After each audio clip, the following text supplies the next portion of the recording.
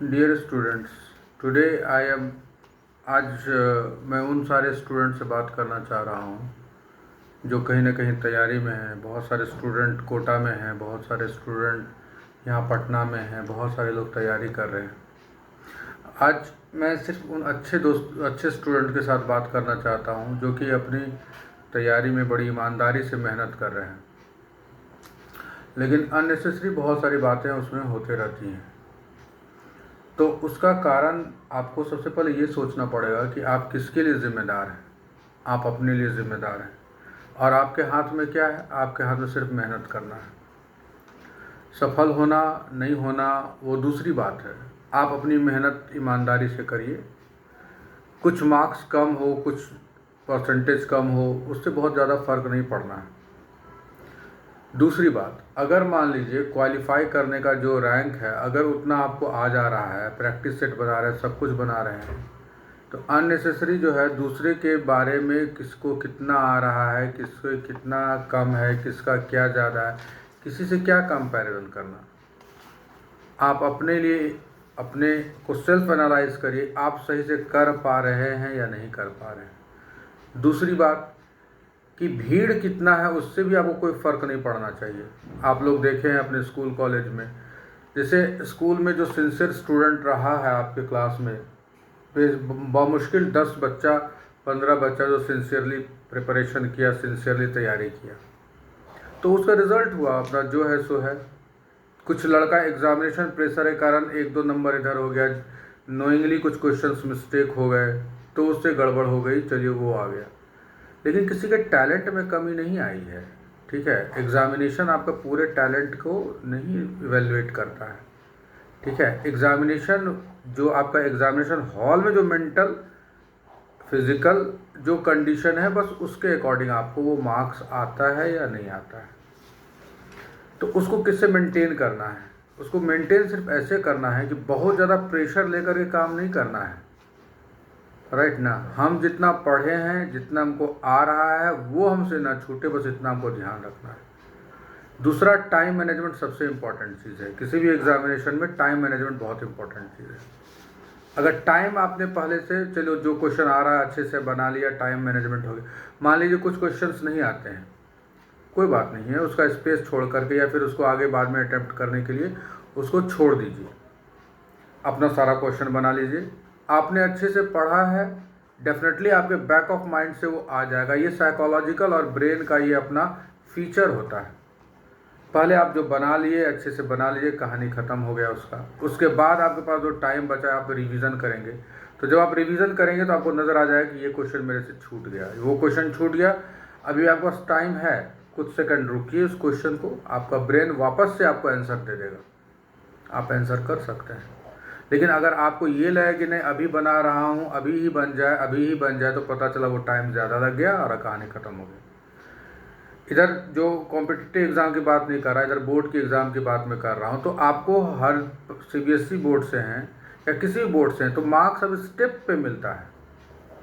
अगर आपका एक स्टेप गलत हो गया तो मान लीजिए 1 मार्क्स लूज़ हो गया, लेकिन अगर आप उसमें उलझ के रह जाएंगे तो आपका जो है पूरा का पूरा दूसरा क्वेश्चन नोइंग जिसको आप जान रहे हैं वो छूट जाएगा। तो इसलिए आप अच्छे से ईमानदारी से पढ़िए, एग्ज़ाम में बिल्कुल कूल होकर के रहिए और उस पर कहीं से कोई प्रेशर नहीं लाना है, ठीक है। दूसरी बात क्या है कि और जो कंपटीशन के लिए कोटा गए हैं, ये जहाँ भी पटना में तैयारी कर रहे हैं, जो भी बच्चे तैयारी कर रहे हैं, ईमानदारी से मेहनत करिए। कहीं से किसी भी प्रेशर में आने की ज़रूरत नहीं है। आपके माता पिता आपको बिल्कुल छूट दिए हुए हैं, आप मन लगा के पढ़ रहे हैं। अब पड़ोसी क्या बोलता है या कोई और क्या बोलता है, कोई और क्या सोचता है, उसके लिए आप जिम्मेदार नहीं है ना। इसलिए अपना ईमानदारी से मेहनत करिए। दूसरी बात, सफलता असफलता दूसरी चीज़ है, लेकिन अगर आपके पास नॉलेज है तो कहीं ना कहीं आपको काम आएगा ही आएगा, ठीक है। वो एक सेटिस्फैक्शन होता है, आप पढ़े हैं तो। जैसे मैं अपना ही एग्जांपल देता हूँ, आप दूर में क्यों जाऊँ। मैंने कॉम्पिटिटिव लाइफ में तैयारी किया और मैं सफल नहीं हो सका, ठीक है। तो जब मैं बीएड कॉलेज में था तो फिर मैं वो देखता था कि जब मैंने पहली बार सिलेबस देखा, वो सारा कुछ क्या पढ़ाना नहीं पढ़ाना है, तो जैसे मैंने सिलेबस देखा हमको वो सारा बैक ऑफ माइंड से याद आना शुरू हो गया। आप भी देखे होंगे कि हम ऑलमोस्ट सारे सब्जेक्ट को टच कर पाते हैं। तो कैसे टच कर पाते हैं? क्योंकि मैंने बैक ऑफ अपने पीछे टाइम में अच्छे से कभी पढ़ाई की है जो आज मेरे काम आ रहा है, ठीक है ना।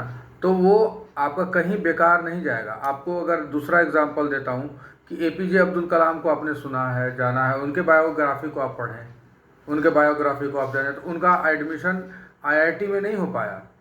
बाद में क्या हुआ? अल्टीमेट क्लाइमैक्स क्या है कि आईआईटी उनको वेलकम करती है कि गेस्ट फैकल्टी के रूप में, फिर वो मिसाइल मैन बनते हैं या कुछ। तो अगर वो डिप्रेशन में चले जाते, वो टूट जाते, तो फिर कैसे काम चलता?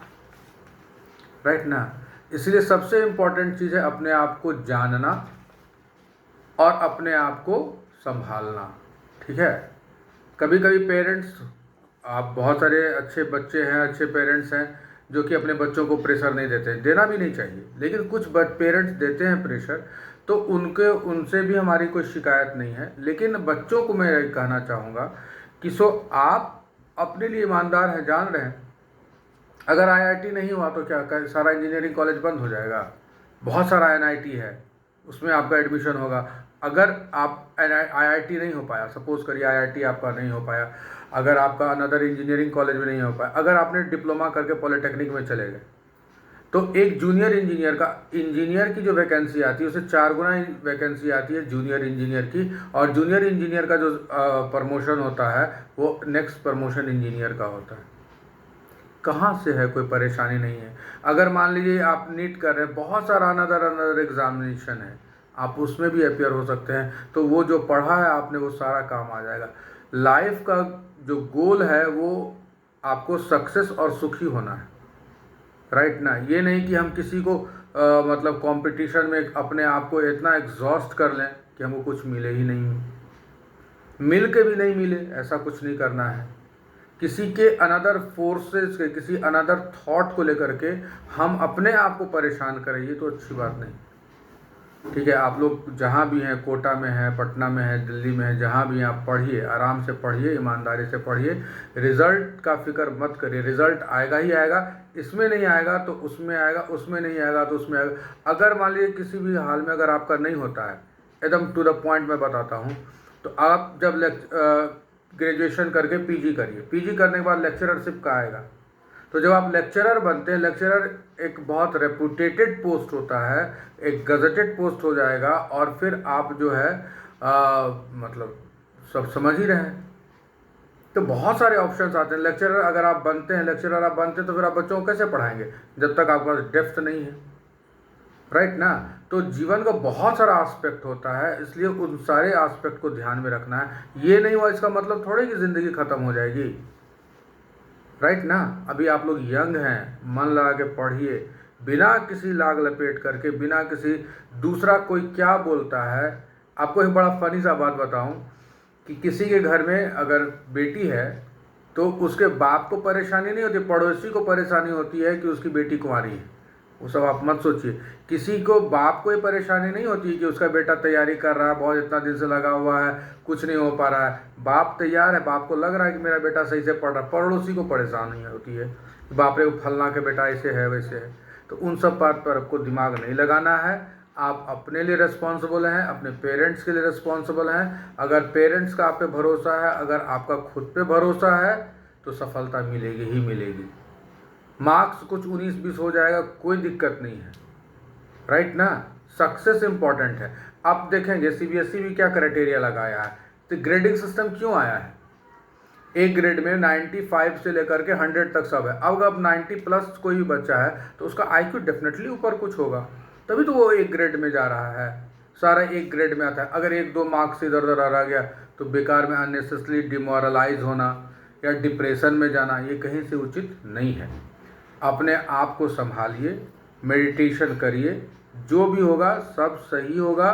नहीं भी कुछ मिलेगा तो ही बहुत कुछ मिलेगा अगर आप तैयारी कर पा रहे हैं सही से। तो आप स्वस्थ हैं, आप सबसे इम्पोर्टेंट है अपने पेरेंट्स के लिए, राइट ना। अगर आपको भगवान न करे कुछ हो जाए, अगर आप मान लिया अननेसेसरी प्रेशर में ले रहे हैं, क्या होगा उससे फ़ायदा? कोई फ़ायदा नहीं।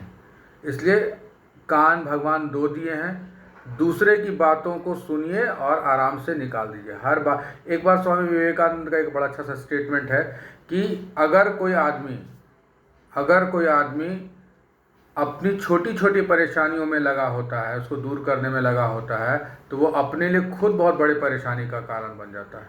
तो छोटी छोटी परेशानियों को बिल्कुल नहीं सोचना है, मन लगा करके खुशी खुशी तैयारी करिए, ठीक है। कोटा में है जहाँ भी है, अपने हेल्थ का ध्यान रखिए और अपने माइंड का ध्यान रखिए। कोई डिप्रेशन में आने की बात नहीं है, राइट ना। दूसरी बात है, एग्ज़ाम टाइम जब आएगा तो प्रैक्टिस सेट बनाइए।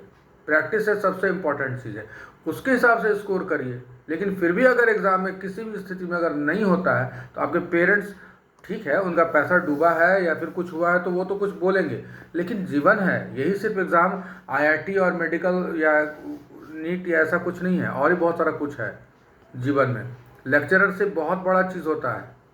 अगर आप अच्छे से पढ़े हैं तो लेक्चरर तभी आप सफल लेक्चरर बन सकते हैं जब आपने बेसिकली अच्छे से पढ़ा है, राइट ना। साइंटिस्ट बन सकते हैं, राइट।